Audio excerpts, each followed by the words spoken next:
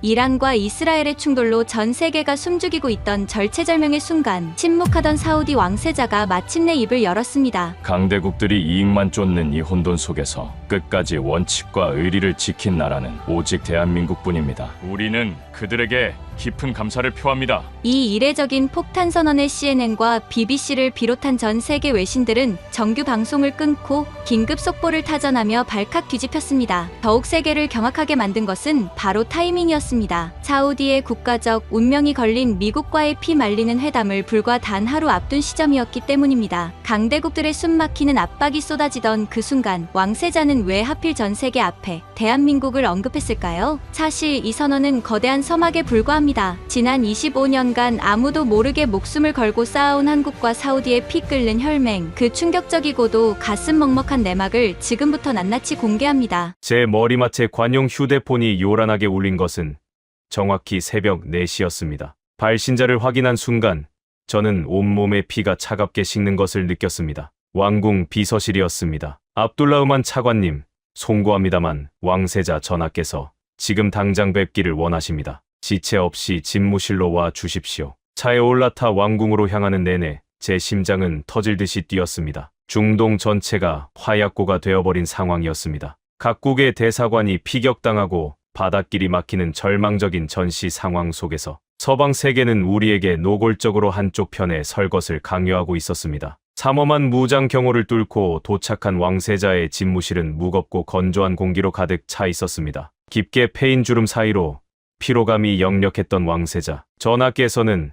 제가 들어서자마자 뚫어질 듯한 눈빛으로 단도직입적인 질문을 던지셨습니다. 솔직하게 말해보시오. 강대국들은 철저히 자신들의 이익만을 위해 우리를 겁박하고 있소. 이토록 캄캄한 혼란 속에서 우리가 진정으로 신뢰하고 등을 맡길 수 있는 나라가 단 한 곳이라도 존재한다고 생각하시오. 그 순간 저는 제 인생의 절반을 바쳐 지켜보았던 한 나라의 이름이 가슴처 밑바닥에서부터 뜨겁게 치밀어 오르는 것을 느꼈습니다. 저는 한치의 흔들림도 없이 전하의 눈을 마주보며 대답했습니다. 전하, 제가 25년간 지켜본 그들은 계산기부터 두드리는 삼류 국가가 아닙니다. 그들은 피를 토하는 위기 속에서도 미련할 정도로 원칙을 지켜내는 사람들입니다. 우리는 대한민국을 믿어야 합니다. 제가 이렇게까지 단언할 수 있었던 이유는 수십 년 전 제가 처음 한국 담당관으로 발령받았던 그해 겨울에 잊을 수 없는 충격 때문이었습니다. 당시 아시아 전역에는 거대한 금융 위기가 덮쳐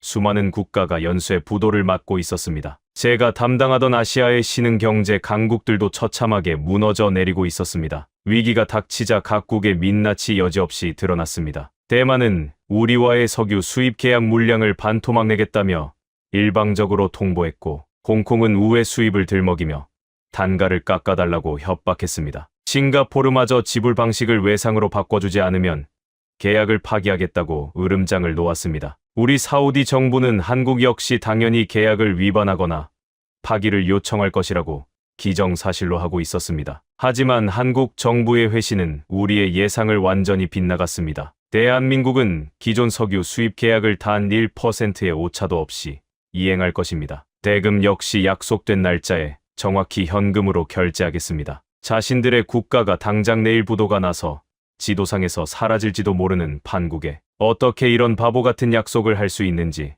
도무지 이해할 수가 없었습니다. 저는 그 무모한 호언장담의 실체를 직접 확인하기 위해 매서운 칼바람이 부는 겨울의 서울로 날아갔습니다. 그리고 명동의 어느 낡은 거리에서 저는 평생의 가치관이 송두리째 뒤집히는 기적 같은 광경을 목격하고야 말았습니다. 살을 에이는 추위 속에서 수천 명의 시민들이 끝이 보이지 않는 긴 줄을 서 있었습니다. 놀랍게도 그들은 무언가를 얻어 가기 위해 모인 것이 아니었습니다. 백발이 성성한 할머니는 수십 년 전 남편이 끼워주었을 낡은 금반지를 기꺼이 꺼내놓았고, 앳된 얼굴의 신혼부부는 자신들의 사랑을 맹세한 예물을 망설임 없이 헌납했습니다. 심지어 국가를 대표해 피땀 흘려 따낸 올림픽 금메달리스트들조차 자신들의 영광이 담긴 메달을 나라의 빚을 갚는 데 써달라며 펑펑 울며 내놓고 있었습니다. 강요하는 사람은 아무도 없었습니다. 오직 내 나라를 살리겠다는, 내가 조금 희생하더라도 우리가 함께 살아야 한다는 그 처절하고도 숭고한 책임감 하나가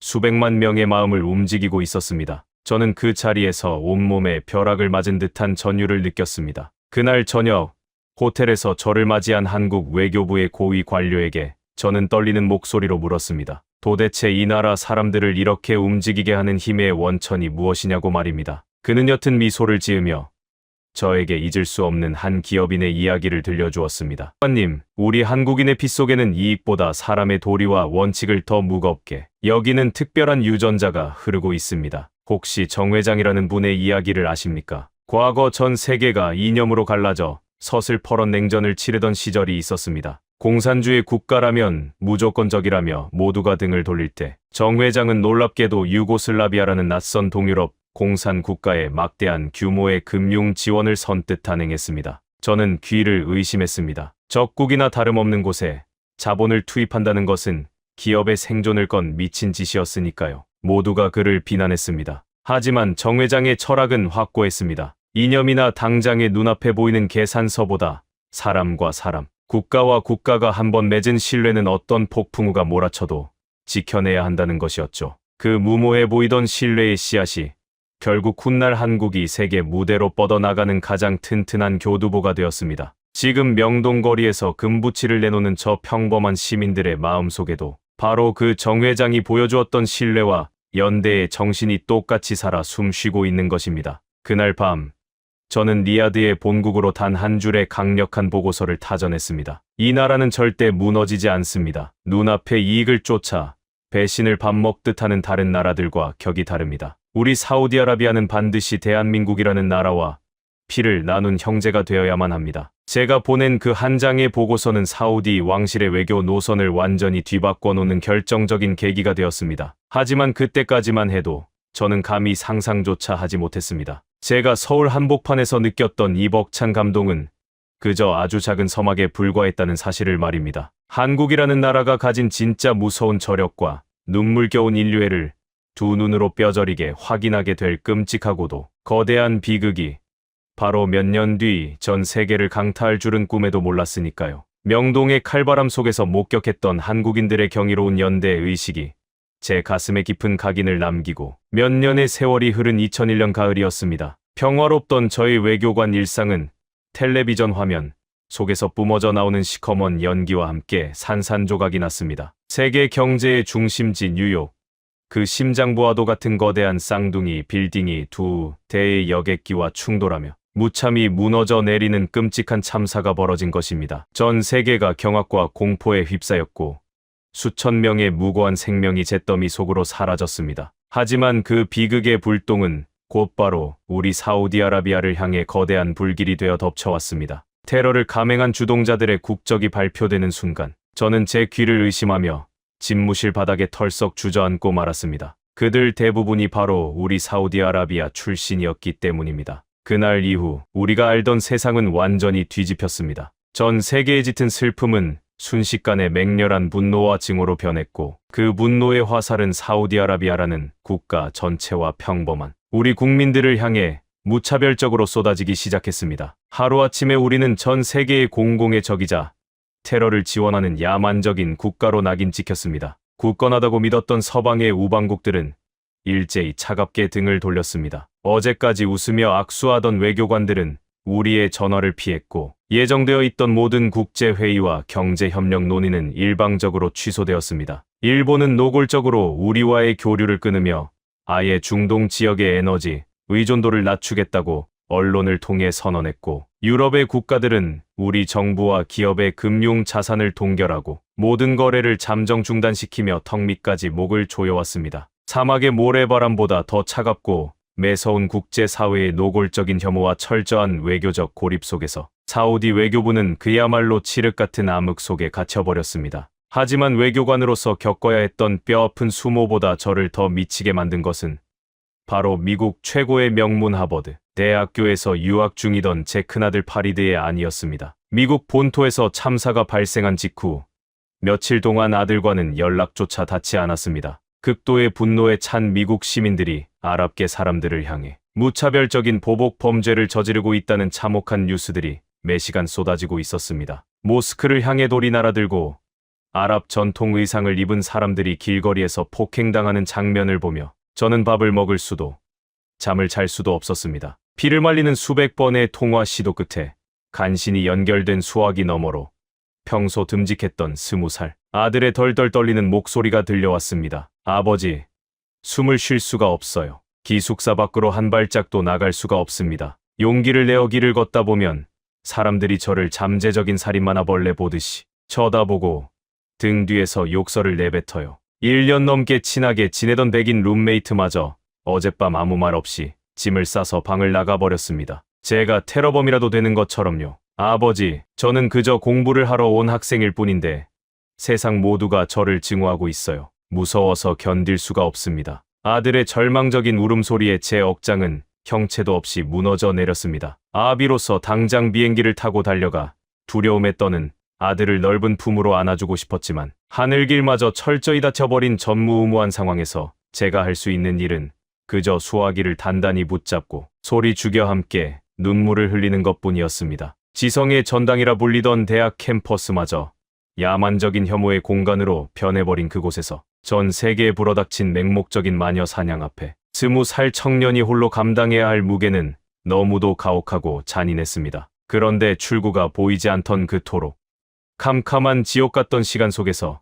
거짓말 같은 한 줄기 눈부신 빛이 찾아왔습니다. 열흘 남짓한 시간이 흐른 뒤 다시 걸려온 파리드의 전화였습니다. 놀랍게도 수화기 너머 아들의 목소리에는 이전에 짙은 공포 대신 벅찬 감동에서 우러나오는 미세한 떨림과 생기가 묻어 있었습니다. 아버지, 저 이제 혼자가 아니에요. 한국 친구들이 저를 지켜주고 있어요. 저는 벅차오르는 가슴을 억누르며 아들의 이야기에 깊이 귀를 기울였습니다. 사건의 배경은 모두가 아랍계 학생들을 전염병 환자처럼 피해 다니고 수군거리던 대학교의 대형 학생 식당이었습니다. 구석진 자리에 홀로 앉아 사람들의 따가운 시선을 피해 고개를 푹 숙인 채 억지로 마른 빵을 삼키고 있던 파리드에게 누군가 성큼성큼 다가왔습니다. 그들은 바로 평소 교양 수업을 같이 듣던 한국 유학생 태성과 희원이었습니다. 그들은 수백 명의 차가운 시선이 일제히 쏟아지는 식당 한가운데서 마치 아무 일도 없다는 듯이 파리드의 앞자리에 보란 듯이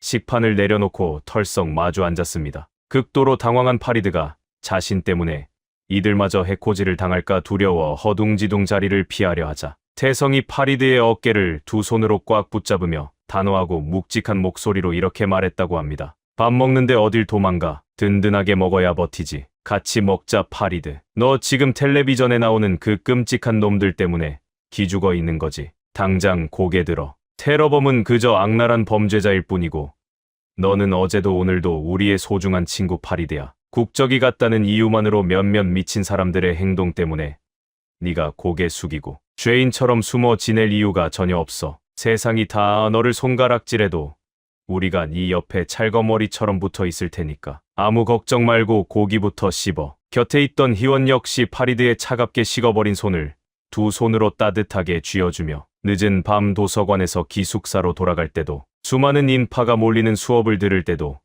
그림자처럼 항상 곁을 지켜주겠다고 굳게 약속했습니다. 전 세계가 사우디를 향해 무자비하게 돌을 던질 때 그들은 파리드라는 한 인간의 본질과 선량함을 흔들림 없이 바라봐 주었습니다. 모두가 집단적인 광기와 공포에 휩싸여 눈을 가리고 있을 때 오직 한국의 젊은 청년들만이 이성을 잃지 않고 외롭고 겁에 질린 이방인의 거대한 방패막이가 되어준 것입니다. 그 놀랍고도 가슴 먹먹한 연대의 소식은 비단 먼 이국 땅 미국 캠퍼스에만 머물지 않았습니다. 며칠 뒤 서울에 위치한 주한 사우디아라비아 대사관에서 저희 본국 외교부로 도무지 믿을 수 없는 사진 몇 장을 긴급 타전해 왔습니다. 텔레비전 뉴스에서는 연일 유럽과 미국의 모스크가 불타고 중동인들이 쫓겨나는 화면이 방영되고 있었지만 서울의 풍경은 완전히 달랐습니다. 사우디 대사관의 굳게 닫힌 철제 정문 앞에는 누군가 조용히 놓고 간 수북한 하얀 국화꽃 다발들이 산더미처럼 쌓여 있었습니다. 그리고 그 위에는 한국의 평범한 시민들이 삐뚤빼뚤하게 정성껏 적어 내려간 수백 장의 편지들이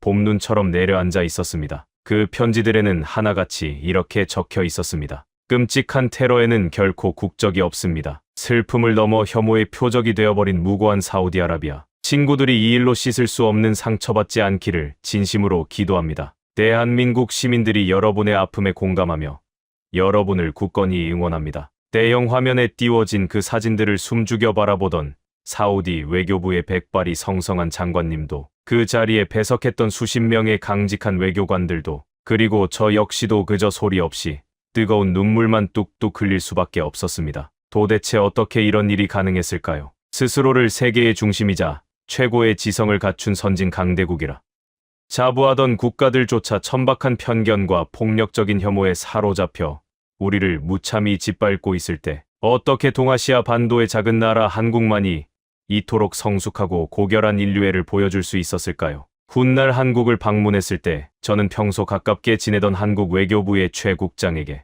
그 감동적인 현상의 근원에 대해 조심스럽게 물었습니다. 그는 따뜻한 차를 한 모금 마신 뒤 묵직하고도 슬픈 눈빛으로 저에게 그 해답을 들려주었습니다. 차관님, 우리 한국인들의 피 속에는 그 누구보다 억울하게 오해받고 힘없는 약자로서 국제사회의 차가운 냉대와 시선을 온몸으로 견뎌내야 했던 뼈아픈 역사의 흉터가 새겨져 있습니다. 제국주의 외세에 힘없이 나라를 빼앗겨 나라 잃은 백성으로 떠돌 때도, 강대국들의 이념 대립으로 인해 끔찍한 동족상잔의 전쟁을 겪으며 잿더미 위에 나앉았을 때도, 세계는 우리를 그저 미개하고 위험하며 가치 없는 존재로 치부하며 철저히 외면했습니다. 국가가 거대한 오해와 편견으로 낙인 찍혔을 때 그 나라의 평범한 국민들이 일상 속에서 겪어야 하는 서러움과 피눈물을 우리는 피부 깊숙한 곳에서부터 본능적으로 알고 있습니다. 그래서 우리는 텔레비전 너머로 사우디 국민들이 부당하게 흘리고 있는 그 억울한 눈물을 결코 남의 일처럼 모른 척하고 지나칠 수가 없는 것입니다. 그것은 값싼 동정심이나 외교적 수사가 결코 아니었습니다. 그것은 자신들의 뼈아픈 역사적 상처를 처절하게 딛고 일어선 자들만이 가질 수 있는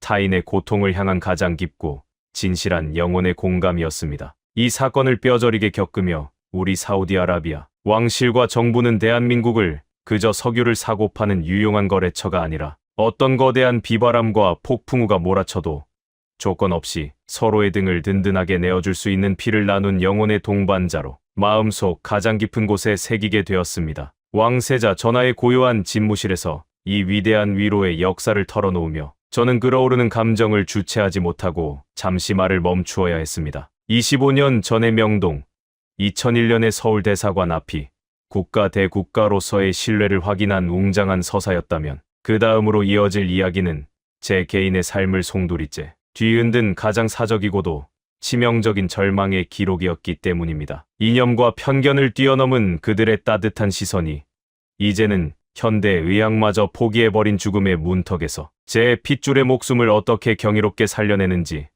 저는 낱낱이 고백해야만 했습니다. 국가라는 거대한 이름 뒤에 숨겨진 차가운 외교의 세계에서 대한민국이 보여준 숭고한 인류애는 이미 제 가슴 속에 깊은 뿌리를 내리고 있었습니다. 하지만 그로부터 몇 년 뒤, 제 개인의 삶을 송두리째 무너뜨린 끔찍한 절망의 순간이 찾아왔을 때, 저는 그들이 가진 진심의 깊이가 제가 짐작했던 것보다 훨씬 더 거대하고 위대하다는 사실을 뼈저리게 깨닫게 되었습니다. 그해 늦은 봄이었습니다. 눈에 넣어도 아프지 않을 제 친조카 라얀이 가족 모임 도중 갑자기 의식을 잃고 피를 토하며 쓰러졌습니다. 왕실 반개 혈통으로 온 가족의 사랑을 독차지하던 12살의 맑고 총명했던 아이였습니다. 구급차에 실려간 사우디 최고 권위의 킹 파이살 전문병원에서 우리가 마주한 진단 결과는 그야말로 사형 선고와도 같았습니다. 매우 악성으로 진행되는 급성 림프구성 백혈병이었습니다. 최고급 의료진이 달라붙어 매일 밤낮으로 독한 항암제를 투여했지만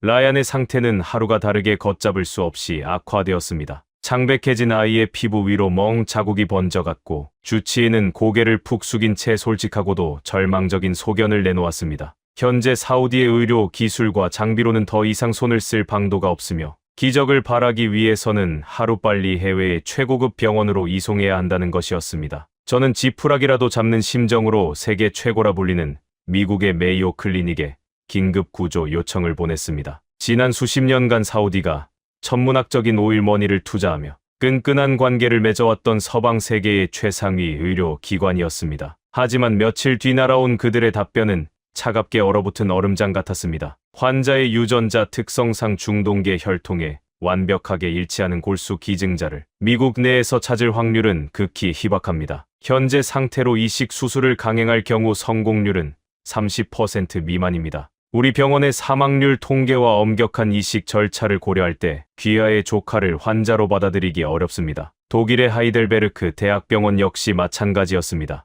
그들은 복잡한 의료 규정과 절차를 들먹이며 사실상 치료를 거부했습니다. 생명이 꺼져가는 어린아이를 앞에 두고 그들이 자랑하는 선진 의료 시스템은 철저하게 성우, 확률과 계산기 속의 숫자만을 두드리고 있었습니다. 서방 강대국들의 차가운 이기심 앞에서 저는 세상을 다 잃은 듯한 지독한 무력감과 분노에 휩싸였습니다. 라얀의 숨소리는 점점 옅어지고 있었고 저는 아무것도 할 수 없는 못난 삼촌이었습니다. 그렇게 칠흑 같은 절망 속에 갇혀있던 어느 날 밤, 과거 한국의 의료진들이 국제학회에서 발표했던 백혈병 면역 치료에 관한 논문 하나가 뇌리를 스쳐 지나갔습니다. 저는 뜬 눈으로 밤을 새우며 서울대학교 병원 혈액 종양내과의 최완진 교수라는 분의 연락처를 찾아냈습니다. 그리고 새벽 2시, 아이의 위급한 상태가 담긴 방대한 영문, 의료 기록을 첨부하여 절박한 이메일을 보냈습니다. 답장은 불과 3시간 만에 도착했습니다. 심지어 이메일이 아니라 제 휴대폰으로 직접 걸려온 국제 전화였습니다. 수화기 너머로 들려온 최 교수의 목소리는 절차와 통계를 따지던 서방의 의사들과는 완전히 달랐습니다. 차관님, 보내주신 기록은 방금 의료진들과 함께 모두 검토했습니다. 아직 어린아이의 생명을 숫자와 통계로 포기하기에는 너무 이릅니다. 골수 이식 없이도 아이의 면역세포를 활용해 암세포를 공격하는 새로운 표적 치료법을 당장 시도해 볼 수 있습니다. 제가 책임지고 아이를 살려내겠습니다. 고민할 시간도 아깝습니다. 오늘 당장 아이를 데리고 서울로 오십시오. 그 단호하고도 뜨거운 한마디에 저는 그 자리에 주저앉아 엉엉 소리내어 울고 말았습니다. 응급의료기가 장착된 특별기를 타고 인천공항에 도착했을 때 최 교수는 앰뷸런스와 함께 직접 활주로까지 마중을 나와 있었습니다. 그는 낯선 환경에 겁을 먹고 바들바들 떠는 라얀의 마른 손을 꽉 쥐며 따뜻한 눈빛으로 말했습니다. 라얀,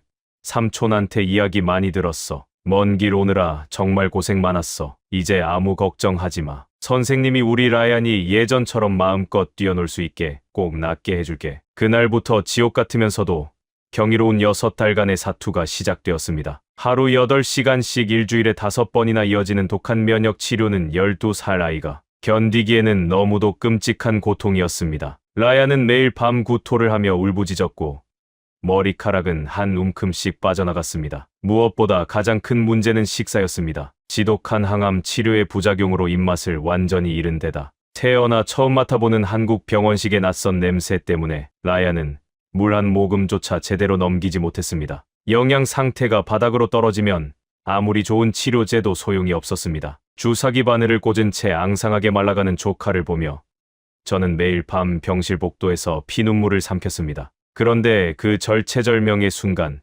아이의 병실에 기적을 몰고 온 한 사람이 있었습니다. 바로 한국인 간병사인 명숙 아줌마였습니다. 50대 중반의 명숙 아줌마는 단순히 돈을 받고 일하는 간병인이 아니었습니다. 그녀는 라얀이 밥을 넘기지 못해 끙끙 앓는 모습을 보며 마치 자신의 친손자가 아픈 것처럼 눈시울을 붉혔습니다. 다음 날 아침 병실에 출근한 명숙 아줌마의 손에는 낯선 보온 도시락 하나가 들려 있었습니다. 라얀아, 병원 밥맛 없어서 못 먹겠지. 할머니가 우리 똥강아지 주려고 새벽에 이태원 시장까지 가서 재료 사왔어. 이거 아랍 사람들이 먹는 거라며.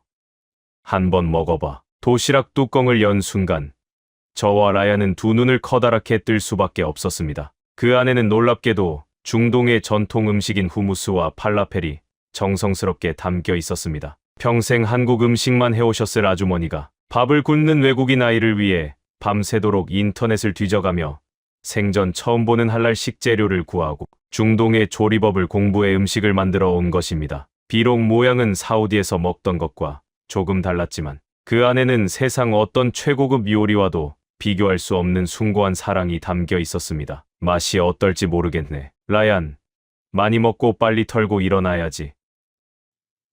라얀은 덜덜 떨리는 손으로 팔라펠을 집어 한 입 빼어 물더니 이내 달동 같은 눈물을 뚝뚝 흘리며 허겁지겁 도시락을 비워내기 시작했습니다. 6주 만에 아이가 처음으로 삼킨 제대로 된 식사였습니다. 그날부터 명숙 아줌마는 매일같이 낯선 중동 음식을 연구해 아이의 병실로 가져왔습니다. 뿐만 아니라 아이와 소통하기 위해 작은 수첩에 아랍어 단어를 빼곡히 적어와 더듬더듬 말을 건네기 시작했습니다. 라얀, 하비비, 우리 예쁜 강아지, 오늘은 주사 맞을 때 안 울었어. 슈크란, 정말 고마워. 명숙 아줌마의 그 서툴지만 따뜻한 아랍어 인사에 죽음의 공포에 짓눌려 있던 라얀의 얼굴에는 기적처럼 다시 해맑은 미소가 번지기 시작했습니다. 최완진 교수는 퇴근도 미룬 채 매일 밤 라얀의 수치 그래프를 분석하며 치료제를 세밀하게 조절했고, 병동의 간호사들은 라얀이 힘들어할 때마다 침대 곁에 쭈그리고 앉아 서툰 영어로 한국의 전래동화를 읽어주며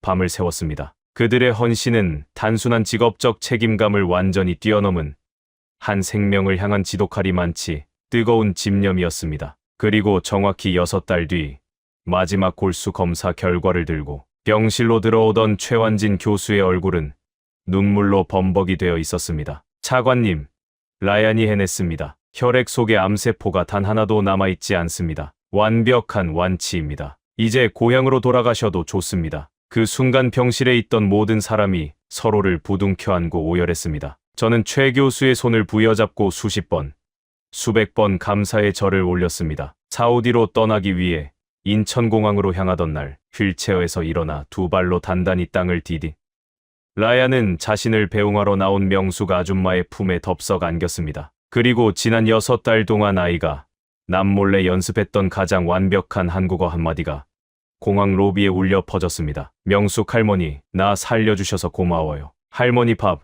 그리고 한국 사람들, 나 죽을 때까지 절대 잊지 않을게요. 사우디로 돌아온 직후 이 믿을 수 없는 기적의 소식은 왕실 전체를 깊은 감동의 도가니로 몰아넣었습니다. 왕세자 전하께서는 최완진 교수와 명숙 아줌마를 비롯한 의료진 전체에게 사우디 최고 권위의 훈장과 함께 왕실의 이름이 새겨진 친서를 직접 하사하셨습니다. 대한민국의 숭고한 의료진이 보여준 정성과 피 끓는 사랑에 깊이 고개 숙여 감사드립니다. 서방의 그 잘난 병원들이 통계와 이익을 계산하며 아이를 포기할 때 한국은 그 어떤 계산기 없이 오직 사람의 생명과 진심만을 바라보았습니다. 이것이야말로 우리 사우디아라비아가 쫓아야 할 진정한 인류애의 표본입니다. 의학의 힘을 빌렸지만 결국 제 조카의 생명을 기적처럼 살려낸 것은 기술이 아니라 한국인들의 피 속에 흐르는 위대한 사랑, 바로 정이었습니다. 이 사건을 겪으며 저는 확신했습니다. 대한민국이라는 나라는 적어도 우리 사우디아라비아에게만큼은 무슨 일이 있어도 절대 배신할 수 없는 피를 나눈 형제 국가가 되었다는 사실을 말입니다. 하지만 눈물겨운 개인의 구원과 끈끈해진 형제의 기쁨을 온전히 누릴 새도 없이 국가와 국가의 운명을 통째로 흔들어버릴 거대한 정치적 폭풍과 눈에 보이지 않는 끔찍한 재앙이 중동 한복판을 향해 맹렬하게 돌진해 오고 있었습니다. 이토록 뜨겁게 맺어진 우리의 굳건한 신뢰가 바닥까지 산산조각 날지도 모르는 국가적 최대 위기가 바로 눈앞에 도사리고 있었던 것입니다. 라얀이 건강을 되찾고 리야드의 평화로운 일상이 돌아온 것도 잠시였습니다. 머지않아 중동 전역에는 수십 년 동안 굳건했던 독재 정권들이 도미노처럼 무너져 내리는 그야말로 피바람이 부는 거대한 체제 붕괴의 태풍이 몰아치기 시작했습니다. 이웃 국가들의 광장에는 수백만 명의 시민들이 쏟아져 나와 격렬한 시위를 벌였고 철권 통치를 휘두르던 절대 권력자들이 하루아침에 처참하게 축출되거나 목숨을 잃는 끔찍한 광경이 텔레비전 화면을 가득 채웠습니다. 이 거대한 혁명의 불길이 언제 사우디아라비아의 국경을 넘어올지 모른다는 극도의 공포가 왕실 전체를 짓눌렀습니다. 리야드 왕궁의 깊은 밀실에서는 연일 비상회의가 열렸습니다. 누군가는 군대를 동원해 국경을 철저히 봉쇄하고 억압해야 한다고 목소리를 높였고, 누군가는 서방 강대국들의 배후 조종을 의심하며 극단적인 쇄국 정책을 주장했습니다. 왕실 지도부의 얼굴에는 이대로 사우디 왕조가 역사 속으로 사라질지도 모른다는 짙은 두려움이 드리워져 있었습니다. 그 피말리는 혼란의 한가운데서 저는 문득 수십 년 전 비슷한 체제 위기를 겪었지만 피비린내 나는 파멸 대신 놀라운 번영을 이룩해낸 한 나라를 떠올렸습니다. 바로 대한민국이었습니다. 저는 지체 없이 왕세자 전하께 간언을 올리고 해답을 찾기 위해 다시 한번 한국행 비행기에 올랐습니다. 서울에 도착한 저는 과거 한국의 굵직한 민주화 과정을 직접 목격하고 연구의 온정치외 교학계의 거목 강무진 교수님을 은밀히 찾아갔습니다. 찻잔을 내려놓으며 한국의 과거를 묻는 저에게 백발의 강 교수님은 단호하면서도 통찰력 있는 목소리로 입을 여셨습니다. 차관님, 권력을 지키기 위해 무력으로 백성의 입을 막으려 한다면 결국 그 압력은 폭발하여 모든 것을 집어삼키게 됩니다. 과거 우리 대한민국도 억압과 저항이 격돌하는 일촉즉발의 위기가 있었습니다. 하지만 우리는 체제가 완전히 붕괴하는 급진적인 혁명 대신 정부와 국민이 끊임없이 대화하며 아주 조금씩 그러나 멈추지 않고 점진적인 개혁을 이루어내는 길을 선택했습니다. 변화는 외부에서 강요당해서 억지로 하는 것이 아니라 국가 내부에서 스스로 타이밍을 읽고 먼저 주도해야만 피를 흘리지 않습니다. 사우디아라비아 왕실이 살아남기 위해서는 억압이 아니라 왕실이 먼저 국민의 손을 잡고 점진적인 경제와 사회의 현대화를 이끌어내야만 합니다. 강 교수님의 그 묵직한 조언은 사우디 왕실에 던지는 한 줄기 동아줄과 같았습니다. 본국으로 돌아온 저는 한국의 경험을 뼈대 삼아 상세한 개혁 보고서를 왕실에 제출했습니다. 이 보고서를 바탕으로 사우디 정부는 급진적인 정치혁명 대신 여성의 사회 진출을 전향적으로 허용하고 엔터테인먼트 산업을 개방하며 석유 의존도를 낮추는 이른바 비전 2030이라는 국가 대개조 프로젝트를 전 세계에 발표하게 되었습니다. 주변의 아랍 국가들이 끔찍한 내전과 유혈 사태로 국가의 기능이 마비되어 갈 때 사우디아라비아는 한국의 지혜로운 조언 덕분에 안정을 유지하며 평화로운 현대화의 길로 들어설 수 있었습니다. 우리는 대한민국을 단순한 경제 협력 파트너를 넘어 국가의 명운을 이끌어주는 위대한 스승으로 우러러보게 되었습니다. 하지만 신이 우리에게 허락한 평화는 그리 길지 않았습니다. 체제의 위기를 간신히 넘기고 몇 해가 지났을 무렵 이번에는 총칼보다 더 끔찍하고 잔인한 적이 우리를 덮쳐왔습니다. 바로 중동에서 시작된 치명적인 호흡기 바이러스 질환의 창궐이었습니다. 초기에는 단순한 감기인 줄 알았던 이 정체불명의 바이러스는 치사율이 무려 30%를 훌쩍 넘기는 끔찍한 재앙이었습니다. 그리고 지독한 불행하게도 이 바이러스가 비행기를 타고 넘어가 가장 심각하게 확산되어 버린 곳이 바로 제가 그토록 사랑하고 의지하던 대한민국이었습니다. 한국의 상황은 참혹했습니다. 국가 경제는 사실상 마비되었고 수백 개의 학교가 문을 닫았으며 병원은 환자들로 넘쳐났습니다. 무엇보다 뼈아픈 것은 무고한 생명들이 매일같이 숨을 거두고 있다는 사실이었습니다. 한국의 언론과 일부 여론은 이 끔찍한 질병의 진원지인 사우디아라비아를 향해 거센 비판의 목소리를 쏟아내기 시작했습니다. 초기 방역에 실패한 사우디아라비아가 전 세계를 위험에 빠뜨렸다. 사우디 정부는 대한민국이 입은 막대한 피해에 대해 명확한 책임을 져야 한다. 인터넷과 뉴스마다 우리를 비판하는 기사들이 줄을 이었습니다. 한국 내 사우디 대사관 앞에서는 항해 시위가 벌어졌고 양국 간의 교류는 급격히 냉각되었습니다. 저는 15년이 넘는 세월 동안 제 청춘을 바쳐 끈질기게 쌓아올린 한국과의 피눈물 나는 신뢰가 보이지 않는 바이러스 하나 때문에 하룻밤 사이에 잿더미가 되어버렸다는 사실에 가슴을 치며 통곡했습니다. 이대로 우리의 관계가 끝나는 것을 지켜볼 수만은 없었던 저는 비난의 돌팔매를 맞을 각오를 하고 사우디 정부의 공식 사절단 자격으로 다시 한국행 비행기에 몸을 실었습니다. 인천공항의 분위기는 과거 조카의 치료를 위해 방문했을 때와는 사뭇 달랐습니다. 공항 직원들의 시선에는 경계심이 느껴졌고 입국 심사대는 숨이 막힐 듯 삼엄했습니다. 다음 날 아침 무거운 발걸음으로 찾아간 한국 외교부의 대회의실에는 보건 당국의 최고 위급 관료들과 외교관들이 엄중한 표정으로 앉아 있었습니다. 회의실의 공기는 당장이라도 폭발할 것처럼 팽팽하게 얼어붙어 있었습니다. 저는 고개를 푹 숙인 채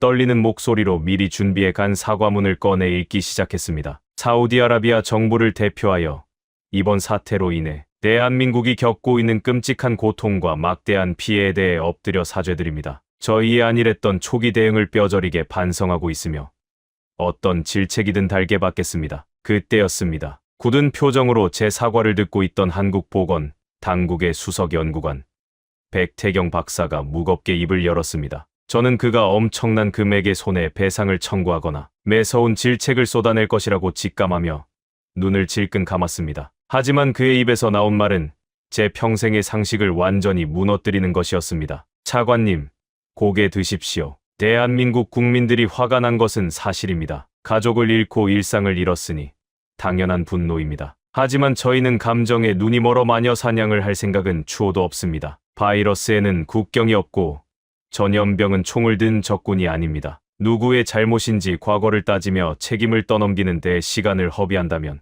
내일 죽어나가는 것은 결국 우리 양국의 무고한 국민들입니다. 백 박사는 자리에서 일어나 빔 프로젝터 화면에 복잡한 데이터 지도를 띄우며 확고한 목소리로 말을 이었습니다. 대한민국 정부의 공식 입장을 말씀드립니다. 우리는 사우디아라비아를 비난하는 대신 양국 최정예 전문가들로 구성된 전염병 공동연구팀을 즉각 출범할 것을 제안합니다. 사우디가 현지에서 확보한 방대한 임상 데이터와 우리 대한민국의 세계 최고 수준의 IT 추적 기술을 하나로 합칩시다. 우리가 힘을 합쳐 이 보이지 않는 악마의 목줄을 끊어내고 전 세계를 구원할 표준 방역 모델을 우리 손으로 직접 만들어냅시다. 지금 당장 함께 싸워야 합니다. 저는 망치로 머리를 세게 얻어맞은 듯한 충격에 휩싸였습니다. 그들은 피를 흘리는 피해자이면서도 맹목적인 증오 대신 이성적이고 차가운 해결책을 제시하고 있었습니다. 위기 속에서 남을 탓하는 삼류 국가들과 달리 대한민국은 위기를 기회로 바꾸고 적을 동지로 만들어내는 압도적인 통찰력을 지니고 있었던 것입니다. 그날 이후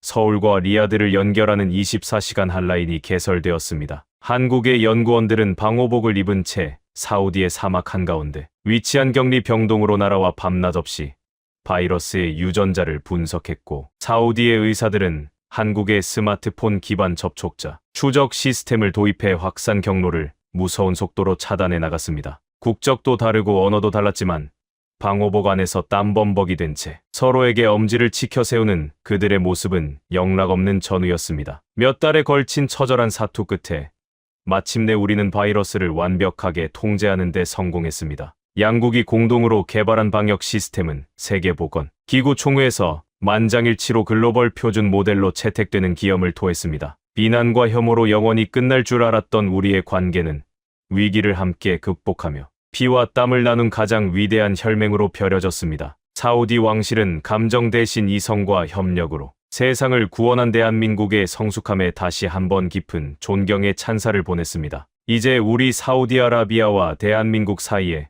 그 어떤 장애물도 존재하지 않을 것이라 굳게 믿었습니다. 하지만 진정한 시험대는 따로 있었습니다. 눈에 보이지 않는 바이러스보다 훨씬 더 거대하고 끔찍한 적들. 바로 전 세계를 쥐락펴락하는 강대국들의 노골적인 이기주의와 폭력적인 횡포가 우리 양국의 숨통을 거세게 조여오기 시작했던 것입니다. 보이지 않는 악마와도 같았던 바이러스를 양국에 피나는 공동연구로 완벽하게 물리치며 대한민국과 사우디아라비아는 세상 그 어떤 동맹보다 단단하고 견고한 혈맹으로 거듭났습니다. 하지만 우리가 샴페인을 터뜨리며 평화를 만끽하기에는 이 세계를 쥐락펴락하는 강대국들의 탐욕과 이기주의가 너무도 거대하고 폭력적이었습니다. 우리에게 닥쳐온 다음 시련은 눈에 보이지 않는 질병이 아니라 눈에 뻔히 보이면서도 피할 수 없는 강대국들의 노골적인 외교적 횡포와 숨막히는 압박이었습니다. 바이러스 사태가 진정되고 얼마 지나지 않아 우리 사우디아라비아가 주도하는 걸프 지역 역사상 유례를 찾아볼 수 없는 최악의 외교 단절 사태가 터졌습니다. 우리는 이웃 국가인 카타르가 테러 단체를 은밀히 지원하고 적대 세력과 결탁했다는 명백한 증거를 확보했고 즉각적으로 국경을 폐쇄하는 초강수를 두었습니다. 하늘길과 바닷길, 심지어 육로까지 완벽하게 봉쇄된 카타르는 하루아침에 사막의 외딴 섬으로 전락해버렸습니다. 이 거대한 분열 앞에서 국제사회는 철저하게 자신들의 얄팍한 계산기를 두드리며 편을 가르기 시작했습니다. 미국은 처음에는 우리의 조치를 지지하다가 카타르에 있는 자신들의 군사기지가 위협받자 태도를 슬그머니 바꿨고, 유럽의 국가들은 뒷짐을 진 채 어느 쪽이 자신들에게 더 많은 석유와 가스를 싼 값에 제공할 수 있는지만 저울질했습니다. 터키와 같은 나라들은 아예 카타르의 군대를 파견하며 분쟁의 불씨에 기름을 부었습니다. 어제의 형제가 오늘의 원수가 되어 총부리를 겨누는 참담한 상황 속에서 진심으로 이 지역의 평화를 걱정하는 강대국은 단 한 곳도 없었습니다. 바로 그 삭막하고 살벌한 시기에 한국 정부로부터 극비리의 연락이 왔습니다. 며칠 뒤 어두운 밤을 틈타 사우디 리야드의 왕궁 밀실로 한국 외교부의 중동 전담 특사인 윤희성 차관보가 조용히 찾아왔습니다. 그는 화려한 수사학이나 경제적 보상을 앞세우는 서방의 외교관들과는 전혀 다른 매우 깊고 슬픈 눈빛을 하고 있었습니다. 윤 특사는 찻잔을 내려놓으며 무겁게 입을 열었습니다. 차관님, 대한민국은 사우디아라비아와 카타르 중 어느 누구의 편도 들기 위해 이 자리에 온 것이 아닙니다. 저희는 그저 70년이 넘는 세월 동안 국토의 허리가 잘려나간 채 어제의 형제와 총부리를 겨누고 살아가야만 하는 끔찍한 분단의 아픔을 뼈저리게 겪고 있는 나라입니다. 같은 핏줄과 언어를 나누는 형제국이 서로의 등에 칼을 꽂고 적으로 돌아서는 것이 결국에는 양쪽 모두의 영혼을 파괴하는 얼마나 참혹하고 고통스러운 비극인지 저희는 너무도 잘 알고 있습니다. 부디 공식적인 비난 성명은 멈추시고 저희 대한민국이 아주 조용한 비공식 대화의 창구가 될 수 있도록 허락해 주십시오. 윤 특사의 목소리에는 서방 외교관들의 가식적인 평화, 타령에서는 절대 느낄 수 없는 처절한 역사적 상처에서 우러나오는 진정한 호소가 담겨 있었습니다. 한국은 우리에게 무엇을 지시하거나 가르치어 들지 않았습니다. 대신 그들은 사우디와 카타르 양측을 수십 번씩 비밀리에 오가며 감정적인 비난의 언어는 부드럽게 순화하고 실질적인 타협점만을 끈질기게 찾아내 전달하는 훌륭한 그림자, 중재자 역할을 수행했습니다. 강대국들이 무기를 팔아넘기며 분쟁을 부추길 때 한국은 자신들의 가슴 아픈 분단 경험을 거울 삼아 중동의 형제들이 다시 손을 잡을 수 있도록 보이지 않는 곳에서 피땀을 흘렸습니다. 결국 몇 년 뒤 극적인 걸프 지역 화해 협정이 체결되었을 때 사우디 왕실은 이 모든 평화의 물꼬를 터준 대한민국의 조용하지만 위대한 헌신에 가장 먼저 감사의 전보를 보냈습니다. 하지만 이 평화의 기쁨이 채 가시기도 전에 이번에는 동아시아에서 교묘하고도 비열한 외교적 도발이 우리를 덮쳐왔습니다. 전 세계가 주목하는 아시아 최대 규모의 국제 스포츠 대회를 앞두고 일본 외무성이 우리 사우디 외교부로 두꺼운 공문 하나를 들이밀었습니다. 대회 조직위원회의 공식 지도에 한국의 영토인 독도를 자신들의 고유 영토로 표기할 것이니 사우디아라비아 역시 앞으로 모든 공식 외교, 문서와 지도에서 일본의 표기법을 따르라는 오만방자한 요구였습니다. 리야드 주재 일본 대사관의 고위급 외교관 가와사키가 직접 저를 찾아와 노골적인 협박을 서슴지 않았습니다. 차관님, 일본과 사우디아라비아 사이에 오가는 천문학적인 규모의 경제, 협력 프로젝트들을 잘 알고 계시리라 믿습니다. 고작 바다 위에 떠있는 작은 바위섬 하나 때문에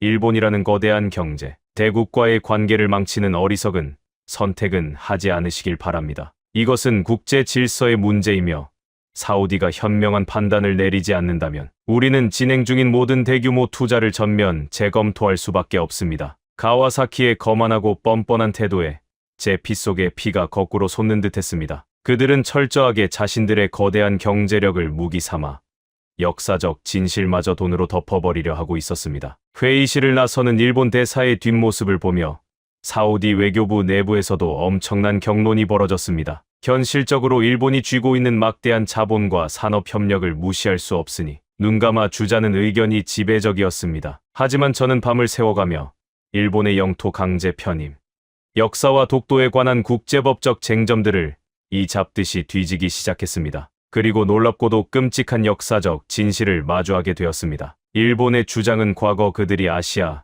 전역을 짓밟고 피로 물들였던 제국주의 시대의 폭력적인 침탈을 정당화하는 억지에 불과했습니다. 이것은 중동에서 강대국의 힘을 등에 업고 무고한 약소국의 영토를 불법으로 짓밟고 점령한 것과 완벽하게 똑같은 제국주의적 폭력이자 야만이었습니다. 다음 날 열린 왕실 외교 최고위급 회의에서 저는 목숨을 걸고 발언대에 섰습니다. 왕세자 전하, 그리고 장관님, 우리가 여기서 일본의 경제적 협박에 굴복하여 역사적 진실을 외면한다면 우리는 앞으로 국제 무대에서 단 한 번도 약소국의 독립과 억울함을 주장할 자격이 없어집니다. 강대국이 무력으로 약소국의 땅을 빼앗은 제국주의의 상처라는 점에서 독도와 팔레스타인은 완벽하게 같은 운명입니다. 이익을 위해 원칙을 버리는 순간 국가의 영혼은 타락합니다. 사우디아라비아는 반드시 역사적 정의의 편, 대한민국의 편에 서야만 합니다. 회의장에는 무거운 정적이 흘렀습니다. 그리고 마침내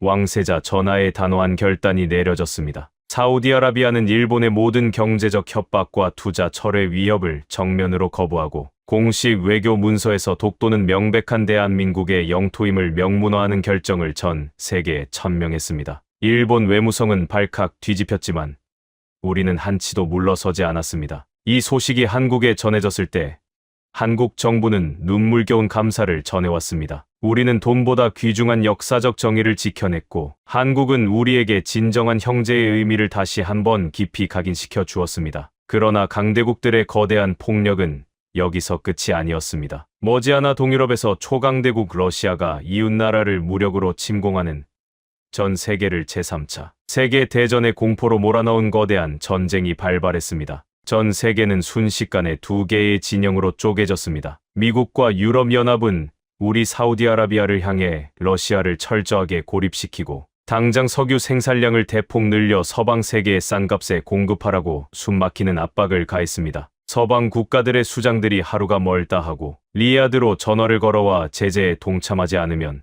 사우디 역시 적성국으로 간주하겠다며 으름장을 놓았습니다. 반대로 러시아와 중국은 자신들과의 연대를 배신하면 영원히 중동의 안보를 위협하겠다며 등 뒤에서 칼을 겨누고 있었습니다. 사우디아라비아는 이러지도 저러지도 못하는 최악의 사면 초가에 빠져버렸습니다. 바로 그 숨막히는 진영 논리의 아수라장 속에서 오직 단 한 나라, 대한민국만이 전 세계를 향해 자신들만의 독자적이고 압도적인 균형 외교를 선언하고 나섰습니다. 한국 정부는 무력 침공에 대해서는 국제사회의 일원으로서 엄중하게 규탄하면서도 국가의 생명줄과도 같은 에너지 안보와 경제 협력은 정치적 이념과 철저히 분리하겠다는 실용주의적 입장을 단호하게 밝혔습니다. 강대국들의 눈치를 보며 줄을 서기 바빴던 다른 나라들과는 차원이 다른 오직 국익과 상생만을 바라보는 대담한 행보였습니다. 전쟁의 여파로 전 세계 경제가 곤두박질 치고 있던 그해 여름, 한국의 산업통상자원부 장관과 굴지의 대기업 총수들이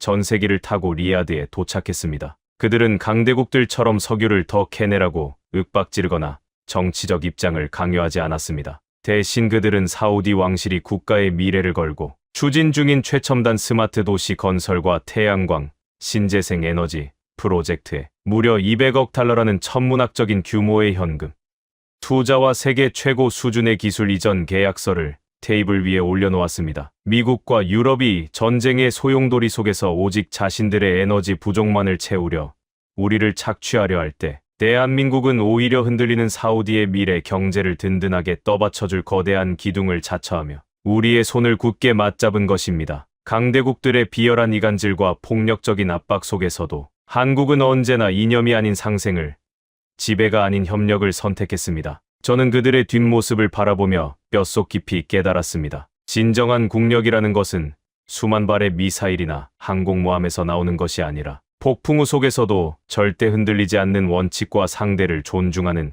지혜로운 외교력에서 나온다는 사실을 말입니다. 그렇게 사반세기에 걸친 피눈물 나는 시험대 위에서 대한민국은 우리 사우디아라비아에게 단 한 번도 실망을 안겨주지 않은 유일무이하고 완벽한 국가로 자리 잡았습니다. 하지만 이 모든 25년의 가슴 벅찬 서사조차도 바로 며칠 전 세계를 집어삼킬 듯이 덮쳐온 인류 최악의 절망적인 전쟁 위기 앞에서 왕세자 전하가 내린 단 한 번의 위대한 결단을 위한 거대한 훌륭한 밑거름에 불과했습니다. 바로 전 세계의 숨통이 끊어지기 직전이었던 며칠 전 새벽, 제가 왕궁으로 긴급 소환되어야만 했던 바로 그날의 숨막히는 진실이 이제 여러분 앞에 낱낱이 밝혀질 차례입니다. 끝이 보이지 않던 길고 긴 밤이 지나고 리야드 왕궁의 거대한 유리창 너머로 붉은 새벽 먼동이 터오고 있었습니다. 저는 바짝 타들어가는 입술을 죽이며 지난 25년간 제 인생과 사우디아라비아 왕실의 역사를 송두리째 뒤흔들어 놓았던 대한민국과의 피눈물, 나는 연대와 끈질긴 신뢰의 기록을 모두 쏟아냈습니다. 명동의 칼바람 속에서 낡은 금반지를 내놓던 이름 모를 노인부터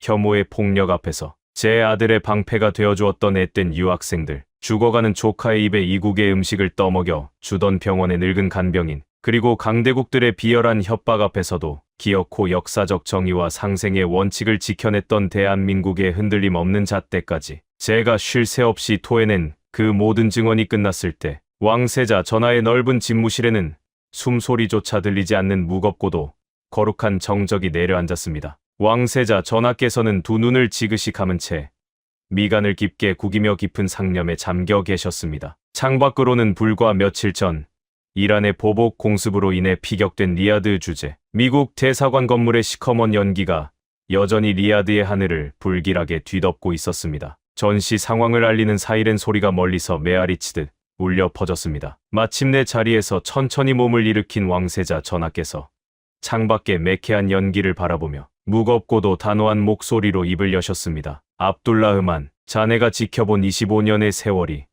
눈먼 강대국들의 협박에 흔들리던 우리 왕실의 닫힌 눈을 완벽하게 뜨게 만들었소. 지금 이 순간에도 워싱턴과 런던에서는 내게 전화를 걸어와 당장 이란과의 전면전에 참전하고 호르무즈 해협을 봉쇄하는데 동의하라고 거칠게 윽박지르고 있소. 그들은 자신들의 패권을 지키기 위해 중동 전체를 피바다로 만들 작정이오. 왕세자 전하께서는 저를 향해 천천히 걸어오시더니 제 어깨를 두 손으로 굳세게 움켜쥐셨습니다. 자네도 알다시피 호르무즈 해협이 봉쇄되고 국제 유가가 통제불능으로 폭등한다면 전 세계에서 가장 먼저 피를 흘리며 쓰러질 나라는 다름 아닌 대한민국이오. 그들은 국가 생존에 필요한 원유의 90% 이상을 이 좁고 위험한 바닷길에 철저하게 의존하고 있으니까 미국의 편에 서서 바닷길을 닫는 순간 25년간 우리가 어려울 때마다 조건 없이 손을 내밀어 주었던 진정한 국가의 심장에 우리가 직접 비수를 꽂는 꼴이 되고 마는 것이오. 저는 전하의 그 참담한 통찰에 온몸에 소름이 돋는 것을 느꼈습니다. 강대국들이 벌이는 힘의 논리와 패권 전쟁 속에서 동아시아의 작은 거인 대한민국은 아무런 잘못도 없이 국가 경제가 완전히 정지될 수 있는 끔찍한 사형 선고를 눈앞에 두고 있었던 것입니다. 공장이 멈추고 한겨울의 난방이 끊기며 수출길이 모두 막혀버릴 그 처참한 국가적 재난 말입니다. 왕세자 전하의 눈동자에 번개 같은 광채가 번뜩였습니다. 이익을 쫓는 자는 위기 앞에서 가장 먼저 등을 돌리지만 원칙과 의리를 지키는 자는 죽음 앞에서도 서로의 방패가 되어주는 법이오. 대한민국은 과거 우리가 테러 국가로 비난받고 치명적인 전염병의 근원지로 낙인 찍혀 전 세계의 돌팔매를 맞을 때 단 한 번도 우리를 배신하지 않았소. 이제는 사우디아라비아가 중동의 맹주인 우리가 그들의 방패가 되어주어야 할 때요. 당장 비서실장에게 명하여 오늘 오후 4시 전 세계의 모든 주요 언론사를 왕궁 프레스 센터로 소집하시오. 세계의 비열한 룰을 우리 손으로 직접 부수겠소. 그날 오후 4시 삼엄한 군사 경비가 펼쳐진 리야드. 왕궁의 초대형 프레스 센터는 발 디딜 틈 없이 빽빽하게 들어찬 전 세계 특파원들과 수백 대의 카메라로 숨막히는 열기를 뿜어내고 있었습니다. CNN, BBC, 알자지라 등 네로라는 글로벌 언론의 앵커들은 상기된 얼굴로 생중계 카메라를 향해 마이크를 쥐고 있었습니다. 전 세계의 주식 시장과 유가 시장이 사우디 왕세자의 입만 바라보며 일시 정지된 상태였습니다. 모두가 사우디아라비아가 미국의 압박에 굴복해 이란과의 전면전을 선언하고 전 세계를 제3차 세계 대전의 소용돌이로 몰아넣을 것이라고 확신하고 있었습니다. 무거운 정적을 깨고 무함마드 빈 살만 왕세자 전하께서 수십 명의 무장 경호원들을 대동하고 단상 위로 묵직하게 걸어 올라가셨습니다. 수백 개의 카메라 플래시가 눈을 뜰 수 없을 만큼 폭발적으로 터져 나왔습니다. 왕세자 전하께서는 준비된 원고를 옆으로 치워버리신 채 전 세계를 향해 서리처럼 차갑고도 웅장한 목소리로 포문을 여셨습니다. 존경하는 전 세계의 시민 여러분, 지금 중동은 강대국들의 탐욕과 무책임한 폭력으로 인해 돌이킬 수 없는 파멸의 문턱에 서 있습니다. 무고한 생명들이 희생되고 세계 경제의 대동맥이 끊어질 위기 속에서 강대국들은 우리 사우디아라비아에게 피 묻은 칼을 쥐라고 노골적으로 협박하고 있습니다. 프레스 센터의 공기가 일순간 차갑게 얼어붙었습니다. 서방 외신 기자들의 얼굴에 당혹감이 서리기 시작했습니다. 하지만 사우디아라비아는 결코 그 얄팍하고 폭력적인 진영 논리에 굴복하지 않을 것입니다. 우리는 전쟁을 반대하며 호르무즈 해협의 평화와 안정을 강력하게 수호할 것입니다. 그리고 이 걷잡을 수 없는 혼돈과 야만의 시대 속에서 우리 사우디아라비아가 국가의 명운을 걸고 가장 굳건하게 신뢰하며 의지할 단 하나의 국가를 이 자리에서 전 세계에 천명하고자 합니다. 기자들의 타자기 소리마저 멈췄습니다.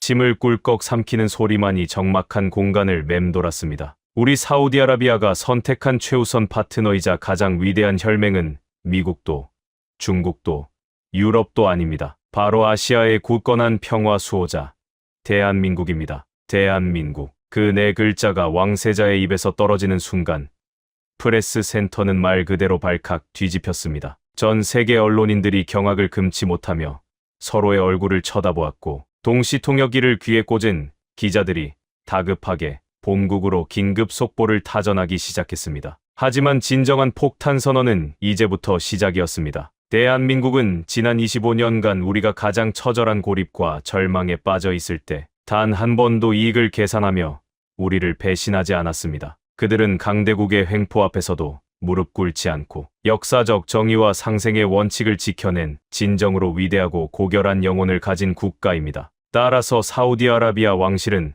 대한민국에 전례 없는 특별한 권리와 지위를 부여합니다. 왕세자 전하께서는 카메라 렌즈를 꿰뚫어 볼듯이 강렬한 눈빛을 발산하며 쐐기를 박으셨습니다. 오늘 이 시간부로 국제 유가가 배럴당 200달러, 300달러로 폭등하든 중동의 바닷길이 전쟁으로 막혀버리든 상관없이 사우디아라비아는 우리가 가진 모든 국가적 역량과 군사력을 동원하여 대한민국의 에너지 안보를 최우선으로 그리고 완벽하게 책임질 것입니다. 대한민국으로 향하는 원유 수송선은 사우디 왕실이 직접 보증하며 어떤 위기 상황에서도 한국에는 전쟁 이전의 안정적인 가격으로 끊임없이 에너지를 공급할 것을 전 세계 앞에 맹세합니다. 그것은 단순한 외교적 수사나 경제 협약이 아니었습니다. 그것은 중동 전체가 불바다가 될지도 모르는 묵시록적인 공포 속에서 사우디아라비아가 자신들의 심장을 내어주면서까지 대한민국의 숨통을 지켜내겠다는 거대하고도 결연한 방패의 선언이었습니다. 전쟁의 공포로 인해 파멸적인 주가 폭락을 겪고 있던 한국의 경제는 이 단 한 번의 기자회견으로 순식간에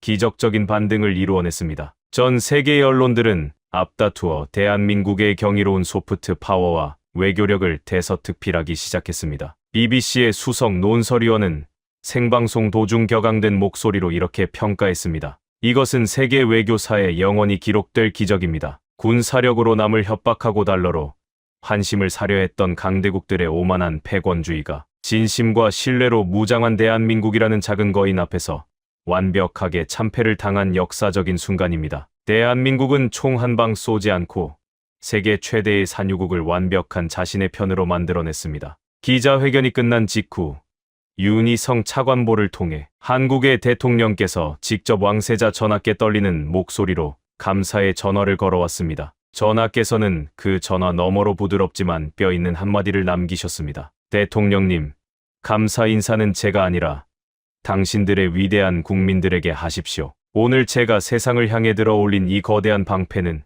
25년 전 명동거리에서 금반지를 내어놓던 당신네 어머니들의 눈물과 우리 사우디의 아이를 살려내기 위해 밤을 새우던 늙은 간병인의 거룩한 손길이 만들어낸 응당한 결과물일 뿐입니다. 대한민국은 그런 대우를 받을 자격이 차고 넘치는 위대한 나라입니다. 세상을 뒤흔든 격동의 하루가 저물어가고 있었습니다. 저는 텅 빈 프레스 센터의 한 구석에 우두커니 서서 쏟아지는 눈물을 닦을 생각도 하지 못한 채 멍하니 허공을 바라보았습니다. 지난 25년의 피눈물 나던 외교관으로서의 삶이 주마등처럼 스쳐 지나갔습니다. 저는 벅차오르는 가슴을 억누르며 이 역사적인 밤을 함께 기념하기 위해 외교관으로 훌륭하게 장성한 제 아들 파리드와 한국 의료진의 손에 기적처럼 새 생명을 얻어 훌륭한 의사가 된 조카 라얀이 기다리고 있는 집으로 무거운 발걸음을 돌렸습니다. 하지만 거실의 식탁에 둘러앉아 한국식 불고기와 사우디의 전통 음식을 함께 나누어 먹던 그 평화로운 저녁, 저는 창밖으로 빛나는 리야드의 야경을 바라보며 결코 지울 수 없는 하나의 무겁고도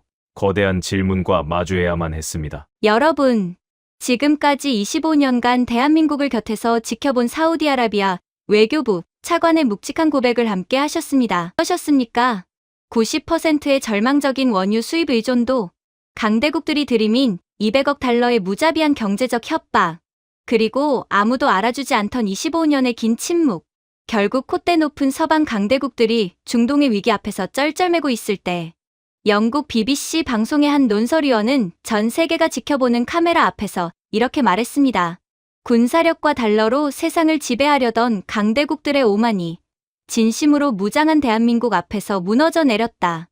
모두가 안 된다고 비웃을 때, 아무도 우리의 진심을 믿어주지 않을 때, 대한민국은 조용히 묵묵히 우리의 원칙을 지켰습니다. 그리고 마침내 세상의 거대한 룰을 바꾸어 놓았습니다. 이 위대한 이야기가 더 많은 사람에게 닿아야 한다고 생각하신다면 지금 당장 이 영상을 주변에 공유해 주십시오. 여러분의 작은 공유 한 번이 대한민국이 어떤 시련 속에서도 결코 꺾이지 않는 강인하고 위대한 나라인지 전 세계에 널리 알리는 숭고한 선언이 됩니다. 영상을 보시고 가슴이 뜨거워지셨다면 지금 댓글에 자부심 3글자만 남겨주십시오. 우리는 또 조용히, 묵묵히, 그리고 결국 증명했습니다.